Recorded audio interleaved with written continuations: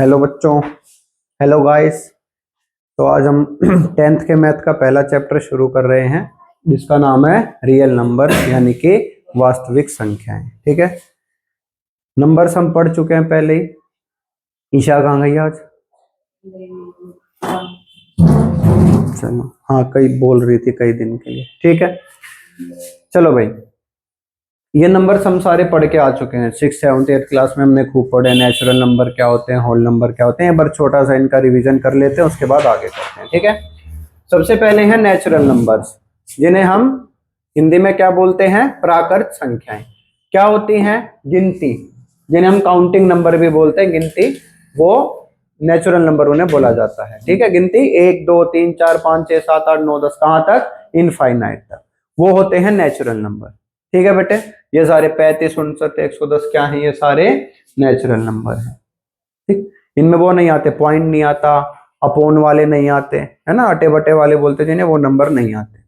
उसके बाद है होल नंबर्स यानी कि पूर्ण संख्याएं। ठीक है, जब मैं नेचुरल नंबर में 0 और ऐड कर दूंगा तो वो क्या बन जाएंगे? Whole numbers. प्राकृत संख्याओं में क्या लगा देनी है? 0। नेचुरल नंबर कहां से? 1 2 3 4 5। होल नंबर कहां से? 0 1 2 3 4 5। ठीक है, बस दोनों में इतना ही फर्क है। ठीक, उसके बाद इंटीजर्स, जिन्हें हम क्या बोलते हैं? पूर्णांक।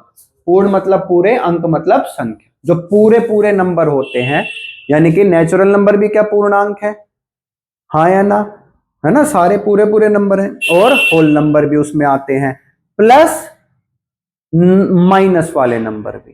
ठीक बात है, प्लस माइनस वाले नंबर भी आ जाएंगे। मतलब कि क्या? मतलब कि -4 -3 -2 -1 0 1 2 3, यहां भी इनफाइनाइट तक और यहां भी इनफाइनाइट तक, पर पूरे पूरे नंबर। इसमें भी डेसिमल नहीं आएगा, अपोन वाले नंबर यानी कि फ्रैक्शन वगैरह ये नहीं आएंगे इसके अंदर। ठीक बात है, इन्हें हम क्या बोलते हैं? इंटीजर्स यानी कि पूर्णांक बोला जाता है। ठीक है, यानी कि माइनस की गिनती भी, प्लस की गिनती भी और 0 भी। उसके बाद आते हैं रैशनल नंबर यानी कि परिमेय संख्याएं, जो हम 9th में भी पढ़ के आए थे। 8th में भी हमने इनके बारे में पढ़ा था। कौन से नंबर? जिनको हम कैसे लिख सकते हैं? P अपॉन Q की फॉर्म में जिन्हें लिखा जा सकता है। पर इसमें एक कंडीशन है, क्या? नीचे वाला 0। हाँ, बस Q क्या नहीं होना चाहिए? 0 नहीं होना चाहिए, क्योंकि किसी भी नंबर के नीचे अगर मैं 0 लगा दूंगा तो क्या बन जाएगा? वो नॉट डिफाइन। क्या बन जाएगा? Not define. तो बस नीचे वाला 0 नहीं होना चाहिए। ठीक है, अब यहां पर एक चीज और समझने की है, क्या? कि जैसे मेरे पास नेचुरल नंबर थे, आया ना, क्या मैं किसी भी नंबर के नीचे 1 लगा सकता हूं? क्या लगा सकता हूं? कोई दिक्कत नहीं है उससे। तो इसका मतलब हर नेचुरल नंबर के नीचे 1 लग सकता है क्या? तो इसका मतलब क्या? हर नेचुरल नंबर क्या बन जाएगा?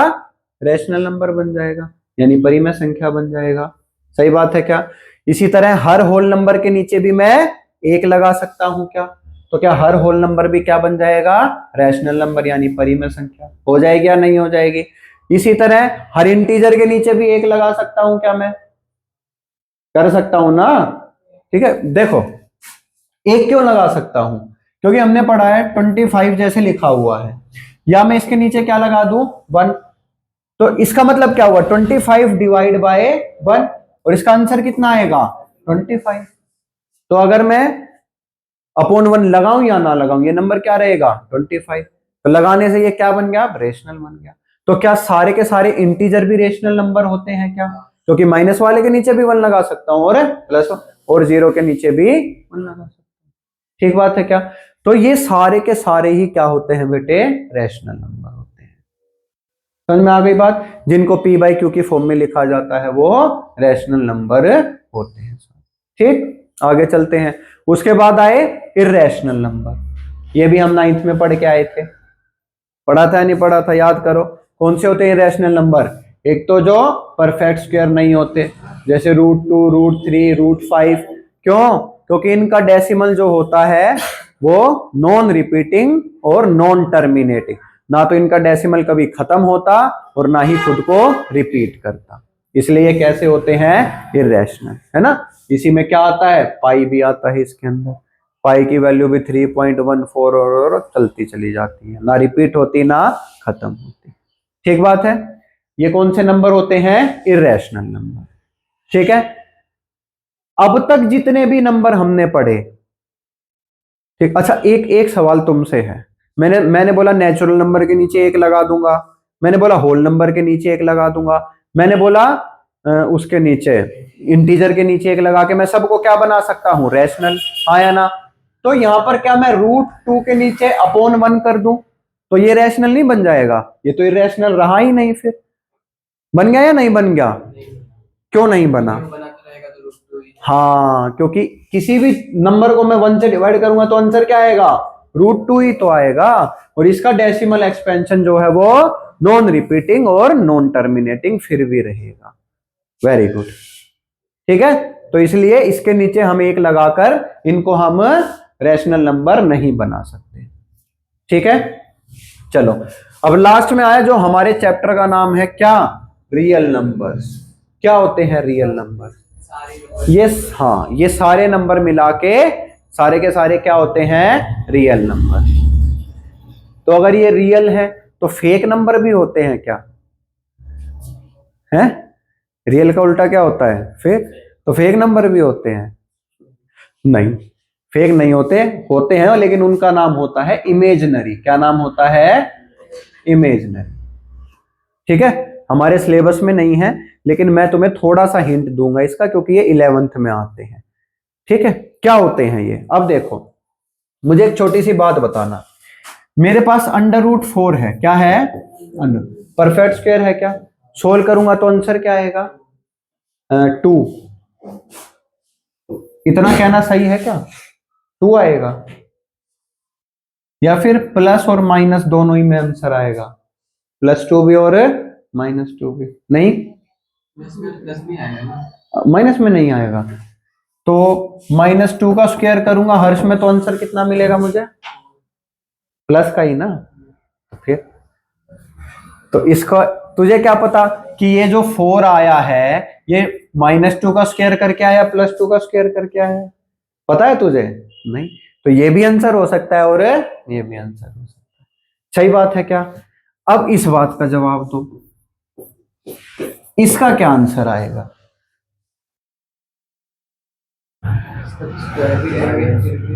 इसका एक +2 और एक -2, +2 का करेगा तब भी +4, -2 का करेंगे तब भी +4। तो -4 कब आएगा, आ ही नहीं सकता। ठीक है, ये नंबर है इमेजिनरी नंबर। कैसा नंबर है, और इसके लिए हमने एक सिंबल बना रखा है। ठीक है, क्या करा मैंने इसको लिख दिया √4 मल्टीप्लाई बाई -√1।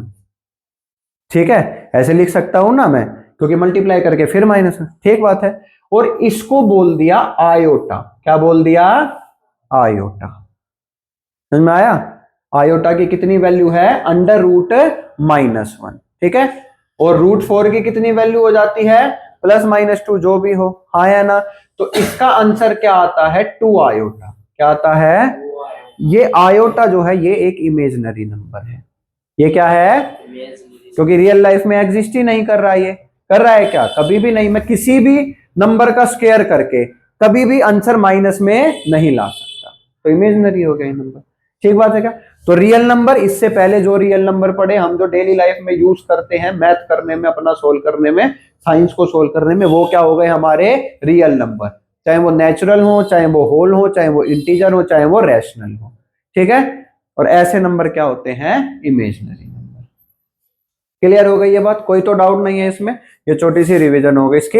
अब जो हमें इसके अंदर चैप्टर के अंदर मेन चीज पढ़नी है वो है हमारी फंडामेंटल थ्योरम ऑफ अर्थमेटिक, यानी अंक गणित के आधारभूत प्रमेय। ये क्या है, बहुत आसान है, कुछ भी नहीं है, बहुत आसान है, कुछ भी नहीं। क्या कह रही है, पहले इसकी स्टेटमेंट पढ़ते हैं उसके बाद इसको समझते हैं।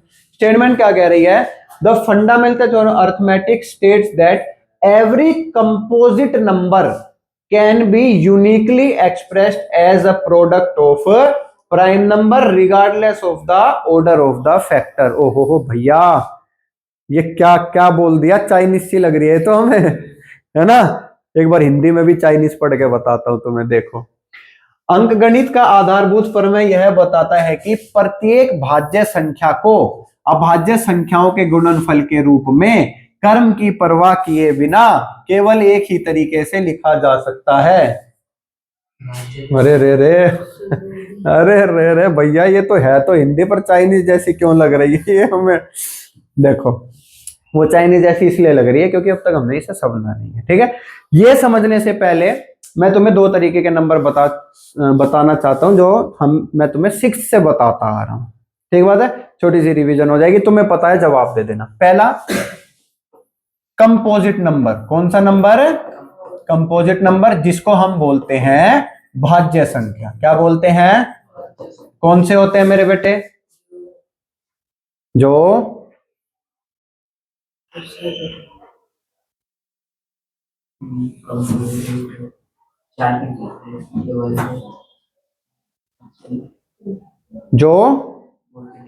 जो ऑनलाइन वाले भी बता दो कुछ। जो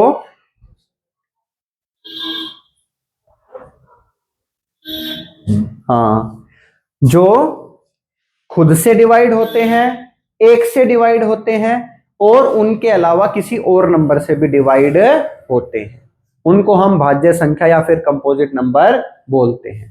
जैसे 6 एक से होगा, खुद से भी डिवाइड होगा, लेकिन इसके अलावा 2 से भी होगा और 3 से, है ना। यानी ऐसे नंबर जिसके फैक्टर गुणनखल एक और उस नंबर के अलावा और कोई दूसरे भी होते हैं, उन्हें हम बोलते हैं कंपोजिट नंबर। और इनके उल्टे कौन से होते हैं? प्राइम नंबर, जिन्हें बोला जाता है अभाज्य संख्या। कौन से होते हैं आप बता दो इसका? जो सिर्फ खुद से और एक से डिवाइड होते हैं। जैसे 2 सिर्फ एक से होगा और 2 से होगा। जैसे 3 सिर्फ 1 से होगा और 3। जैसे 5 सिर्फ 1 से होगा और 5 से होगा। इसके अलावा कोई और इनका फैक्टर यानी किसी और से डिवाइड नहीं होते। ठीक बात है। एक छोटी सी बात और याद रखना, 2 अकेला ऐसा इवन नंबर है ना, जो क्या है? प्राइम है। ठीक है, जो अभाज्य है, वरना इसके अलावा कोई भी इवन नंबर प्राइम नंबर नहीं होता। ठीक बात है क्या? चलो, अब ये दो चीजें मैंने क्यों समझाई हैं? क्योंकि ये ही दो चीजें इसमें आने वाली हैं। वो क्या कह रहा है कि हर एक कंपोजिट नंबर को, यानी कि हर एक भाज्य संख्या को हम कैसे लिख सकते हैं? अभाज्य संख्याओं के गुणनफल के रूप में। फॉर एग्जाम्पल 6 क्या है? कंपोजिट नंबर है क्या? हाँ या ना? 6 को मैं कैसे लिख सकता हूं बेटे? 2 × 3 लिख सकता हूं या नहीं लिख सकता? तो मैंने एक कंपोजिट नंबर को लिख दिया प्राइम नंबर के मल्टीपल, प्राइम नंबर के प्रोडक्ट की फॉर्म में। समझ में आया क्या? एक कंपोजिट नंबर को मैंने लिख दिया प्राइम नंबर के प्रोडक्ट की फॉर्म में। एक भाज्य संख्या को मैंने अभाज्य संख्याओं के गुणनफल के रूप में लिख दिया। ये चीज तुम बचपन से करते आ रहे हो। ठीक है, जैसे एक एग्जांपल और देखते हैं। 24 है, क्या है? कैसे लिख सकता हूं मैं? 2 × 2 × 3। मैंने एक भाज्य संख्या को अभाज्य संख्याओं के गुणनफल के रूप में लिख दिया। एक कंपोजिट नंबर को प्राइम नंबर्स के प्रोडक्ट के रूप में मैंने लिख दिया। समझ में आ गई क्या बात? ठीक है, तो दो बातें कही हैं। एक बात तो ये कही कि हम ऐसे कंपोजिट नंबर को प्राइम नंबर के प्रोडक्ट के फॉर्म में लिख सकते हैं। दूसरा, यूनिक तरीके से। कैसे? यूनिक।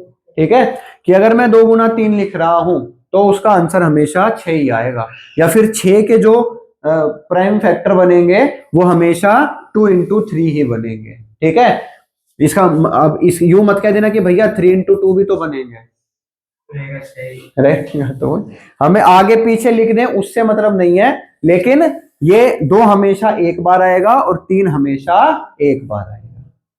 ठीक है, तो हम इसको और अच्छे तरीके से कैसे बोल सकते हैं कि किसी भी कंपोजिट नंबर का जब प्राइम फैक्टर करेंगे तो प्राइम नंबर्स की जो पावर होगी वो हमेशा यूनिक होगी।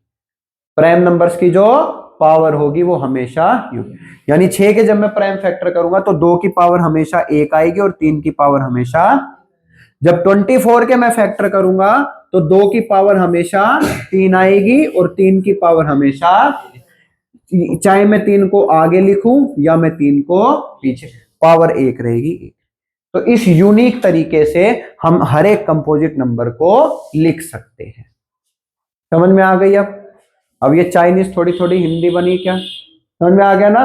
तो हर एक कंपोजिट नंबर को लिखा जा सकता है एक यूनिक तरीके से in form of product of prime numbers. ठीक फ्रेंड्स, कोई दिक्कत नहीं इसमें, कर सकते हैं ऐसा। बहुत बढ़िया, बस खत्म हो गई पहली एक्सरसाइज, यही है सब कुछ। ठीक है, चलो एक क्वेश्चन है इसी के ऊपर कि 4 की पावर n है, n कुछ भी हो सकता है, 1 2 3 4 5 6 7 8, n की वैल्यू कोई भी हो सकती है। ठीक है, तो कह रहा है कि कोई वैल्यू n की ऐसी है कि जो मैं लगाऊं और उसको सोल्व करूं तो यूनिट प्लेस पे क्या आ जाए? 0। मतलब के जैसे 4 की पावर 1 लगाऊं तो 4, 2 लगाऊं तो 16, 3 लगाऊं तो 64, है ना, और 4 लगाऊं तो 256। इनमें तो लास्ट में 0 नहीं आया, यानी यूनिट प्लेस पे 0 नहीं। तो क्या 4 की कोई ऐसी पावर लगा सकता हूं क्या मैं कि ऐसा नंबर आ जाए जिसके यूनिट प्लेस पे क्या हो? 0। क्या मैं लगा सकता हूं ऐसा? ठीक है, तो देखो अब इससे पहले तुम्हें एक बात बहुत जरूरी समझनी है, क्या कि जब हम कुछ नंबर्स को मल्टीप्लाई करते हैं, ठीक बात है क्या, तो 0 कब आता है एंड में? किन नंबर्स को मल्टीप्लाई करने पे एंड में 0 आता है? क्या मुझे हर बार मेरे को देखना पड़ेगा क्या मल्टीप्लाई कर करके, या मैं कुछ ऐसे देख के भी बता सकता हूं कि इसके पीछे 0 आएगा या नहीं आएगा? ठीक है, तो उसका एक तरीका है। 0 कब बनता है बेटे? 0 कब बनता है? जब 1 2 और 1 5 आपस में मल्टीप्लाई होंगे तो ही क्या बनेगा? 0 बनेगा। ठीक है, अगर ये नहीं है, 2 नहीं है खाली 5 है, या फिर 5 नहीं है खाली 2 है, तो कभी भी पीछे 0 नहीं आ सकता। यानी अगर किसी भी नंबर का मैं प्राइम फैक्टराइजेशन करूं तो ये दोनों प्राइम नंबर उसमें होने चाहिए, तभी एंड में क्या आएगा? 0, वरना 0 नहीं आएगा। क्लियर बात है ये? ठीक है, ठीक है, तो मुझे क्या दिया है? 4 की पावर n। क्लियर है? अब मैं 4 का प्राइम फैक्टराइजेशन करता हूं, ये तो बचपन से कर रहे हैं हम, तो 4 का प्राइम फैक्टराइजेशन क्या बनेगा? 2 इंटू 2, और इसकी पावर n, क्योंकि 4 की पावर क्या है? n है। क्या प्राइम फैक्टराइजेशन में 5 आया? 2 तो आया है, क्या 5 आया? तो क्या 0 आएगा कभी?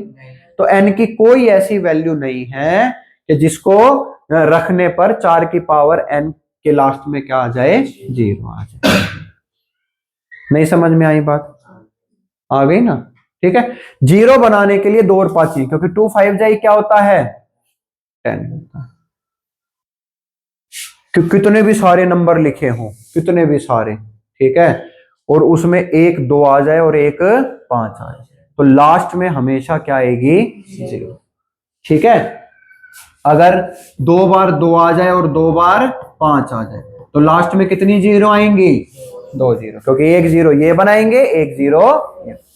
2 बार 2 आ जाए और 1 बार 5 आ जाए, तो एंड में कितनी 0 आएंगी? 1, क्योंकि एक ही पेयर है। क्लियर हो गई ये बात? बस, तो अब कोई भी नंबर दे उससे हम पता कर सकते हैं लास्ट में 0 आएगा या फिर नहीं। ठीक, तो तुम बताओ, क्या 5 की पावर n में कोई n की ऐसी वैल्यू है कि जिसको सोल्व करें तो एंड में 0 आ जाए? नहीं, फिर 2 आएगा ही नहीं। तो 2 है ही नहीं। 5 के प्राइम फैक्टर क्या बनेंगे? खाली 5 ही तो है, 2 है क्या इसके साथ? खत्म बात। ठीक है, बहुत इजी क्वेश्चन है। अब इसमें थ्योरम का क्या यूज है? कि थ्योरम यही कह रही है कि 4 को हम सिर्फ ऐसे ही लिख सकते हैं, 4 को हम ऐसे ही लिख सकते, इसके अलावा कुछ नहीं लिख सकते, और इसके अलावा कुछ नहीं लिख सकते तो इसका मतलब 5 आएगा ही नहीं कभी इसमें, और 5 आएगा ही नहीं तो कभी 0 भी नहीं आएगी। फिर हमने क्या बोला? यूनिक तरीके से लिख सकते हैं ना, एक यूनिक तरीके से बस। तो एक तरीका क्या है? 2 इंटू 2, तो 5 नहीं तो 0 नहीं। क्लियर है? हाँ या ना? ठीक है, तो ये थ्योरम हमने एक तो ये बताने के लिए पढ़ी है हमारे जो चैप्टर में है, ठीक है। एक तो इस टाइप के क्वेश्चन सोल्व कर, दूसरा हमें निकालना है HCF और LCM, ठीक है। हम बचपन से निकालते आए हैं, लेकिन हमारा तरीका क्या होता है, जैसे हमें 8 और 12 का निकालना है तो 8 यहां लिखेंगे, 12 यहां लिखेंगे, फिर फट फट फट, चलो भाई 2 1 कम 2, 2 चौक 8, 2 6 12, है ना, ऐसे निकालते हैं। इस बार हमें निकालना है प्राइम फैक्टराइजेशन से। किससे? प्राइम फैक्टराइजेशन से, ठीक बात है क्या। लेकिन उससे पहले मैं जरा सा 2 मिनट में तुम्हें एक बार रिवाइज करा दूं कि दोनों चीजें होती क्या है, ताकि आगे अच्छे से समझ में आ जाए। सबसे पहला है लीस्ट कॉमन मल्टीपल, जिसको हम बोलते हैं लघुत्तम समापवर्त, यानी कि LCM। क्लियर ये बात? ठीक है। क्या होता है, क्या होता है, वो सबसे छोटा नंबर जो दिए गए सभी नंबरों से डिवाइड हो जाए, वो छोटा नंबर जो दिए गए सभी नंबरों से डिवाइड। जैसे हमसे पूछ ले, बताओ 2 4 और 6 का एलसीएम क्या है, यानी मुझे ऐसा नंबर चाहिए जो तीनों से क्या हो जाए, डिवाइड हो जाए, लेकिन सबसे छोटा, ऐसा सबसे छोटा नंबर जो तीनों से डिवाइड हो जाए, तीनों के पहाड़े में आता हो, तीनों की टेबल में आता हो। क्लियर हो गई ये बात? वो होता है क्या, एलसीएम। ठीक है, अभी पहले हम इसको समझते हैं कि ये होता क्या है, निकालना बाद में सीख लेंगे। तो देखो, तीनों की टेबल में आना चाहिए, तो 2 की टेबल अगर मैं लिखूंगा तो 2 1 कम 2, 2 दूनी 4, 2 3 6, 2 चौक 8, 2 पंजे 10, 2 6 12, 2 7 14 और ऐसे चलती चली जाएगी। ठीक बात है क्या? 4 की टेबल में भी आना चाहिए, तो 4 की टेबल लिखूंगा मैं तो 4 1 जा 4, 2 जा 8, 4 3 जा 12, 4 जा 16, 5 जा 20, 6 जा 24, 7 जा 28, ऐसे चलती चली जाएगी क्या। और किसकी टेबल में भी आना चाहिए, 6 की टेबल में भी, तो 6 की टेबल लिखूंगा तो 12, 24, 30, 36, 42, 48 और ऐसे चलती चली जाएगी। मान गए क्या भाई इस बात को? हाँ या ना? पक्का? पक्का क्या?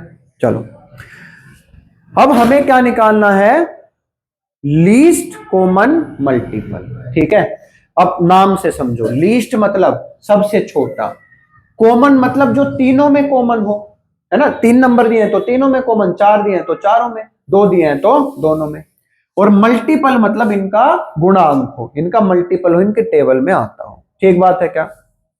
तो अब ढूंढो कौन कौन से कॉमन नंबर हैं।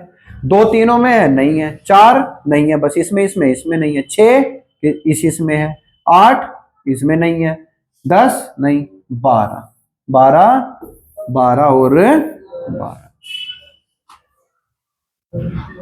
समझे क्या? ठीक है, क्या सिर्फ 12 ही कॉमन होगा? नहीं, अगर मैं इसकी टेबल को आगे ले जाऊं, 16, 14, 16, 18, 20, 22 और 24 तो इसकी टेबल में भी आएगा। अब ये तो नहीं समझते ना कि टेबल 10 तक ही होती है। भैया हमने तो 10 तक टेबल याद कर रखी है, ये टेबल तो कहीं तक भी ले जा सकते हैं हम। तो 2 12 का कितना होता है, 24, तो ये 24, ये 24 और ये 24, कॉमन तो ये भी है, लेकिन सबसे छोटा कौन है, 12। सबसे छोटा कौन है? तो 2 4 और 6 का एलसीएम कितना हो जाएगा, 12। ठीक है, ये हमें हर बार नहीं करना, समझ रहे हो ना, ये तुम्हें समझाने के लिए, बस निकालने का तरीका तो कुछ और है। तो एलसीएम समझ में आ गया क्या होता है, बहुत अच्छे से। ठीक है, उसके बाद चलते हैं कहां पर, HCF। ठीक है, हाईएस्ट कॉमन फैक्टर, महत्तम समापवर्तक, हाईएस्ट कॉमन फैक्टर। ठीक बात है क्या? अब ये क्या भला है,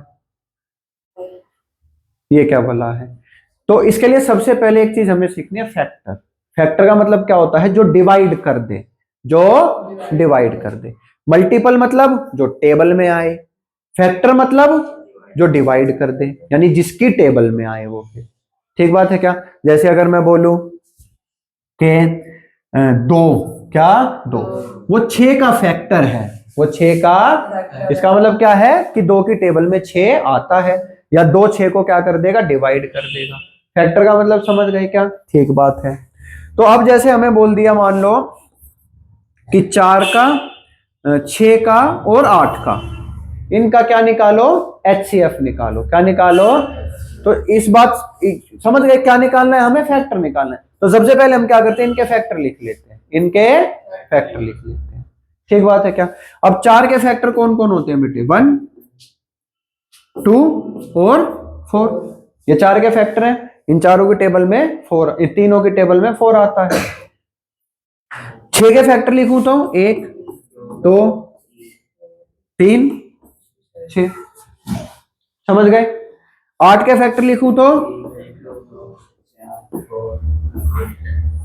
ठीक है। चलो अब नाम पे चलते हैं। हाईएस्ट मतलब सबसे बड़ा, कॉमन जो तीनों में हो, और फैक्टर यानी तीनों का वो फैक्टर जो तीनों में कॉमन है और सबसे बड़ा भी है। नहीं समझे बात को? बस समझ गए। तो तीनों में कॉमन क्या है? सिर्फ 2 है, सिर्फ। तो इनका HCF क्या हो जाएगा? 2। ठीक है। एक क्वेश्चन और देखते हैं, देखो, जिससे और अच्छे से समझ में आएगा। 12 है, 16 है और 24 है। ठीक बात है। इसका हमें HCF निकालना है। तो सबसे पहले फैक्टर पता करते हैं इनके। करें क्या? 1 बोलो। हाँ हाँ हाँ हाँ 12। क्लियर? इन सब की टेबल में 12 आता है। 16 के बोलो। हाँ हाँ 4, 8, 16। 24 के बोलो। हाँ हाँ 3, 4, 6, 8, 12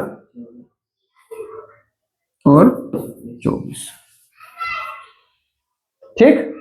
अब देखो, फिर नाम पे जाओ। हाईएस्ट सबसे बड़ा, कॉमन, फैक्टर। तो सबसे पहले हम कॉमन ढूंढते हैं।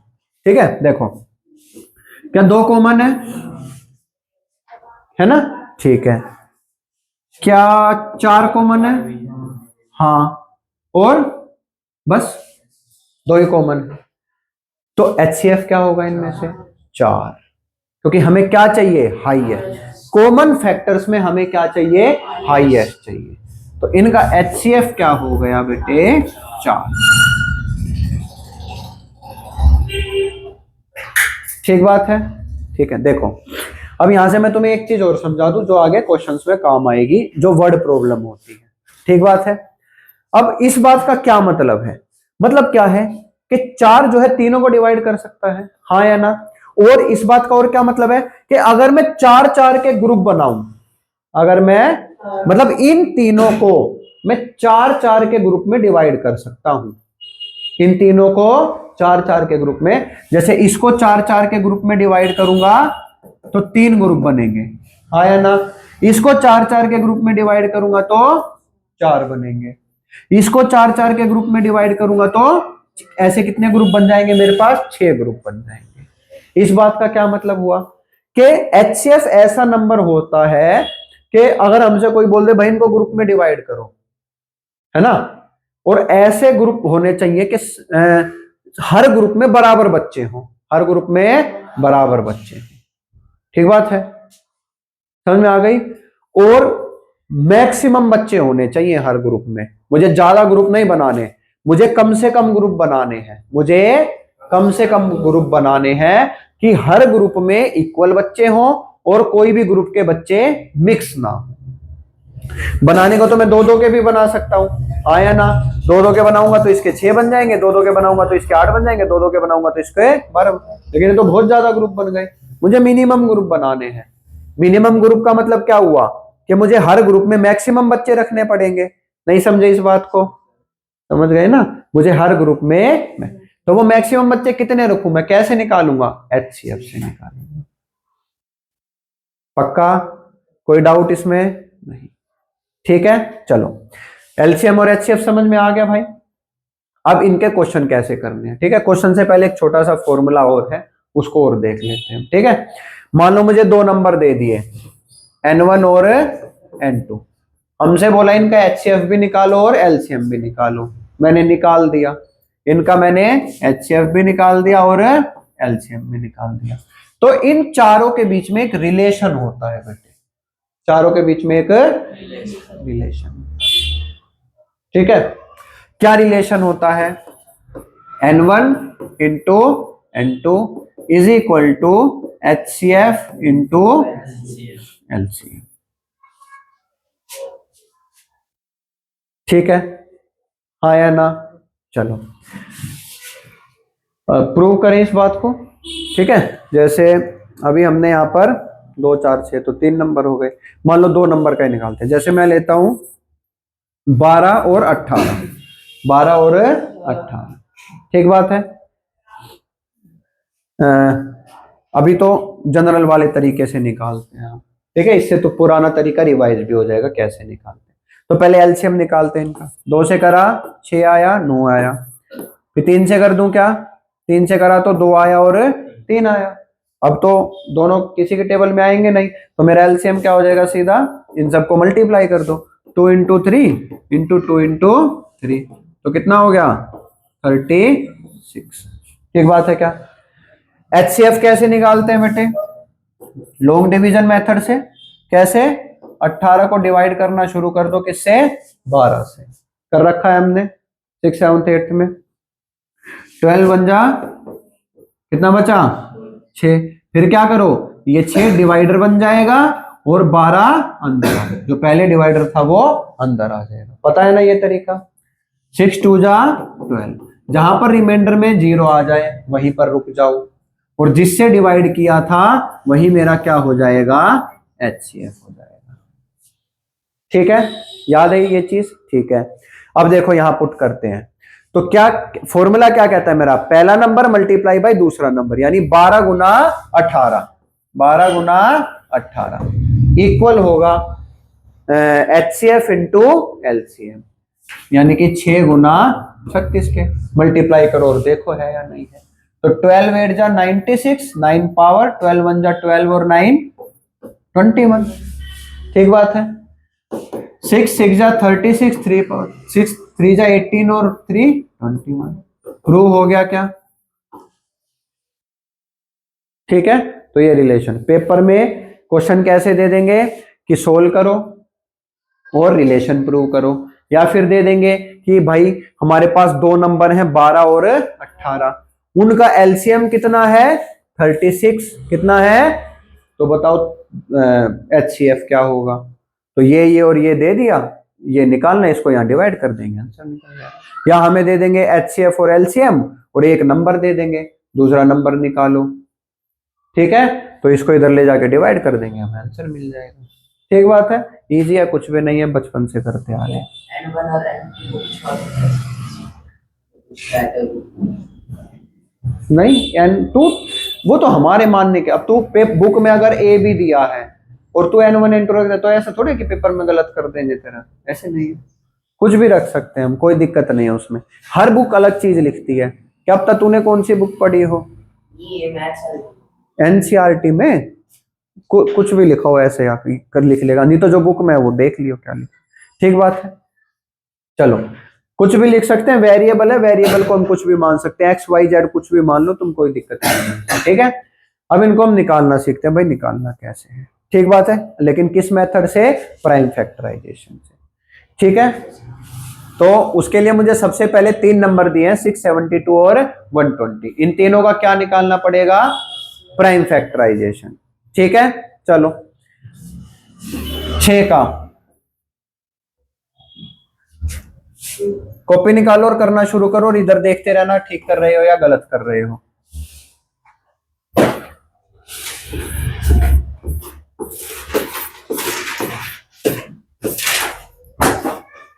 तो 6 को मैं ले सकता हूं 2 मल्टीप्लाई 3। ठीक है भाई, उसके बाद किसका करेंगे? 72 का। 2 से किया 36, 2 से किया 18, 2 से किया 9, 3 से किया 3 और 3 से किया तो 1।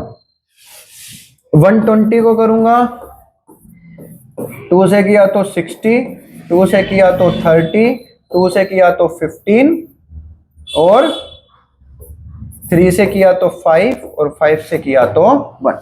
तो इसका मतलब देखो इधर 6 को मैं क्या लिख सकता हूं? 2 मल्टीप्लाई बाई 3, यानी कि 2 की पावर 1 और 3 की पावर भी इधर क्या है? 1। क्लियर है? 72 को मैं क्या लिख सकता हूं? 2 मल्टीप्लाई 2 मल्टीप्लाई 2, तो 2 की पावर कितनी बन गई? 3 मल्टीप्लाई 3 की पावर कितनी बन गई 2। क्लियर है। 120 को मैं क्या लिख सकता हूं, देखो ध्यान से, 2 की पावर कितनी है 3, 3 की पावर कितनी है 1, और 5 की पावर कितनी है, 5 कितनी बार है, एक ही बार है। तो 120 को मैं ऐसे लिख सकता हूं। ठीक बात है। अब यहां समझना ध्यान से और याद रखना इस चीज को। क्या याद रखना, सबसे पहले मुझे निकालना है HCF। क्या निकालना है, HCF। ठीक बात है।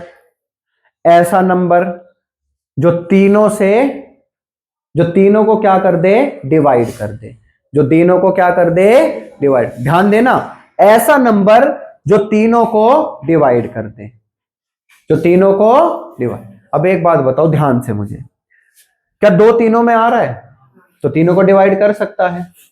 क्या 3 तीनों में आ रहा है तो तीनों को डिवाइड कर सकता है? क्या 5 तीनों में आ रहा है क्या, तो इसका मतलब 5 तीनों को नहीं डिवाइड कर सकता ना। इसका मतलब 2 तीनों को डिवाइड कर सकता है और 3 तीनों को डिवाइड कर सकता है। सही बात है। दूसरी बात, इसमें 2 की पावर कितनी है, यानी अगर मैं इसको 2 से डिवाइड करने लगा, यानी 2 से काटने लगा तो एक ही बार कटेगा ना ये। सही बात है क्या ये, हाँ या ना।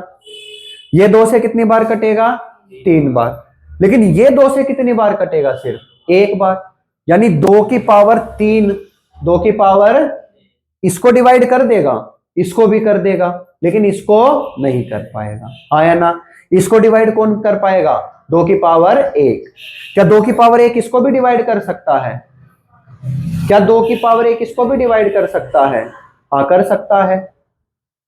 इसमें 2 की पावर कितनी है, 3, तो इसका मतलब मैं इसे ऐसे लिख सकता हूं ना। और इसको मुझे किससे डिवाइड करना है, 2 की पावर 1 से, तो हो गया नहीं डिवाइड। कितना आंसर आया, 4। समझ गए ना। यानी 2 की पावर 1 जो है इसको भी डिवाइड कर सकता है और इसको भी। यानी छोटी पावर बड़ी को तो डिवाइड कर सकती है, लेकिन बड़ी पावर छोटी को डिवाइड नहीं कर सकती। ठीक बात है क्या, ठीक है। देखो आगे, अब 1 मिनट बताता हूं, 1 मिनट। चलो, तो समझ में आई ये बात कि छोटी पावर बड़ी को तो डिवाइड कर सकती है, लेकिन बड़ी पावर छोटी को डिवाइड नहीं कर। ठीक है, तो इसका मतलब इसको सिर्फ कौन डिवाइड करेगा, 2 की पावर 1। तो क्या मैं ये बोल सकता हूं कि तीनों में 2 की पावर 1 ही कॉमन है, हाँ या ना। क्योंकि 2 की पावर 3 तो तीनों में नहीं है, तो तीनों में क्या है, 2 की पावर 1 कॉमन है। तो HCF में 2 की पावर क्या आएगी, 1 आएगी। इसी तरह इसमें भी आ जाओ। अब तुम बताओ 3 की कितनी पावर कॉमन है, 1 है। समझ गए ना। तो मल्टीप्लाई बाई 3 की पावर 1, तो आंसर कितना आ गया, 6 आ गया। समझ आई ना बात, पक्की बात है। ठीक है, एक तो ये है याद रखने का तरीका। दूसरा मैं बता देता हूं, ध्यान से सुनना।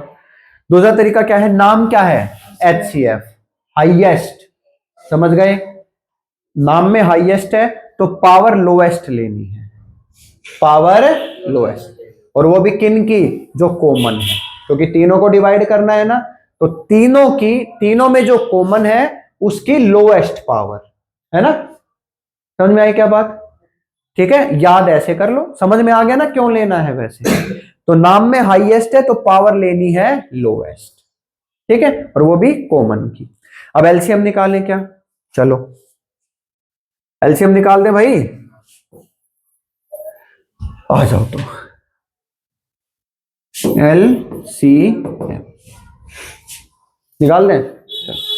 अब एलसीएम क्या होता है, तीनों से डिवाइड होना चाहिए। एलसीएम तीनों से डिवाइड होना चाहिए, ठीक है। तो उसमें हमें कॉमन देखने की जरूरत ही नहीं है, तीनों से डिवाइड होना है ना। एक ऐसा नंबर जिसके अंदर 2 भी आता है, 3 भी आता है, 5 भी आता है। एक ऐसा नंबर जिसके अंदर 2 भी आता है, 3 भी आता है और 5, क्या वो इससे डिवाइड हो जाएगा जिसमें 2 और 3 आता है, हो जाएगा। एक ऐसा नंबर है जिसमें 2 भी आता है, 3 भी आता है और 5 भी आता है, क्या वो इससे डिवाइड हो जाएगा, 2 मल्टीप्लाई 3 से हो जाएगा। 2 से 2 घटा 3 से, आंसर क्या आया, 5। सही बात है क्या। चाहे 2 की पावर में कितनी भी लिख दूं, 10 लिख दूं, इसकी 20 लिख दूं, इसकी पावर में 50 लिख दूं, कुछ भी पावर लिख दूं, इससे तो फिर भी डिवाइड होगा। 1 2 कट जाएगा, 1 3 कट जाएगा, डिवाइड तो फिर भी हो जाएगा। समझ में आ गई क्या बात, हाँ या ना?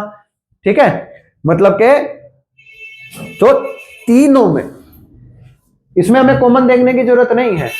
ठीक है, कोई भी नंबर जो दो, जिसमें 2 भी आता है, 3 भी आता है और 5 भी आता है, वो इनसे डिवाइड हो जाएगा। ठीक बात है क्या? तो अब क्या देखना है मुझे? सारे नंबर लेने हैं मुझे, सारे नंबर, 2 भी लेना है, 3 भी लेना है और 5 भी लेना है। ठीक बात है। और पावर कैसी लेनी है? हाईएस्ट इस बार। वो किस लिए? अब ध्यान से सुनना। देखो, मुझे ऐसा नंबर चाहिए जो इससे भी डिवाइड हो जाए, इससे भी डिवाइड हो जाए और इससे भी डिवाइड हो जाए। ठीक बात है। अब पावर हाईएस्ट क्यों लेनी है वो समझा रहा हूं मैं, ध्यान से देखना यहां पे। अगर मैंने एलसीएम ले लिया 2, 3 और 5, यानी तीनों की लोएस्ट पावर ले ली, इसकी भी एक ले ली, इसकी भी एक ले ली और इसकी भी एक ले ली। ठीक है, जब मैं इसको डिवाइड करने लगूंगा, मान लो इससे 2 की पावर 3 से और 3 की पावर 2 से, क्या नीचे वाला पूरा कट जाएगा ऊपर से? नहीं कटेगा। ठीक है, और डिवाइड कब होगा? जब नीचे वाला पूरा कट जाए, यानी जो डिवाइड कर रहा है उससे पूरी तरह डिवाइड हो जाए। समझ में आई ना बात, है ना? तो इसका मतलब पावर कैसी लेनी पड़ेगी मुझे? हाईएस्ट लेनी पड़ेगी, ताकि आराम से कट सके वो, ताकि आराम से कट सके। तो जितने नंबर हैं सारे लेने हैं और उनकी पावर कैसी लेनी है? हाईएस्ट। तो 2 की हाईएस्ट पावर, 3 की हाईएस्ट पावर और 5 की हाईएस्ट पावर क्या है? 8। ठीक है, तो मेरा आंसर कितना हो गया? 8 × 9 × 5, यानी कि 300। समझ में आया ना? मतलब कि अब मेरा एलसीएम क्या आया? 2 की पावर 3, 3 की पावर 2 और 5 की पावर 1। अब चाहे मैं इससे करूं, इससे करूं या इससे करूं, ये हमेशा पूरा कटेगा, है ना? कैसे? देखो, अगर मैं 2 × 3 से करूं, पावर 1 1 से, तो कट जाएगी क्या? नीचे वाला गया 2, ऊपर 2 बच जाएगी पावर, ये भी गया, हो गया क्या इससे डिवाइड? अगर मैं 2 की पावर 3 लूं और 3 की पावर 2 लूं, तो ये पूरा कट गया, ये भी पूरा गया, नीचे वाला पूरा, हाँ या ना? और अगर मैं ये ले लूं, क्या ले लूं? 2 की पावर 3, 3 की पावर 1 और 5, तो ये गया, 5 से 5 गया, 3 की पावर 1 से 3 की पावर 2 कटी, तो आंसर क्या आ गया? 3। समझ गए ना? इसलिए सारे जितने भी प्राइम नंबर हैं वो लेने हैं और उनकी हाईएस्ट पावर लेनी। समझ में आया? और याद करने का तरीका, नाम क्या है? एलसीएम। नाम में लीस्ट है तो पावर हाईएस्ट लेनी है, और वो भी सब की, क्योंकि यहां में कॉमन की जरूरत नहीं है। ठीक बात है, समझ में आया इतना? ठीक, तो आज तक, अब तक मतलब आज इतना ही। फर्स्ट एक्सरसाइज यानी कि 1.1 इसी से रिलेटेड है, उसको सोल्व करना आज घर पे, कल उसके डाउट लेंगे। ठीक है बेटे, तब तक के लिए जय हिंद।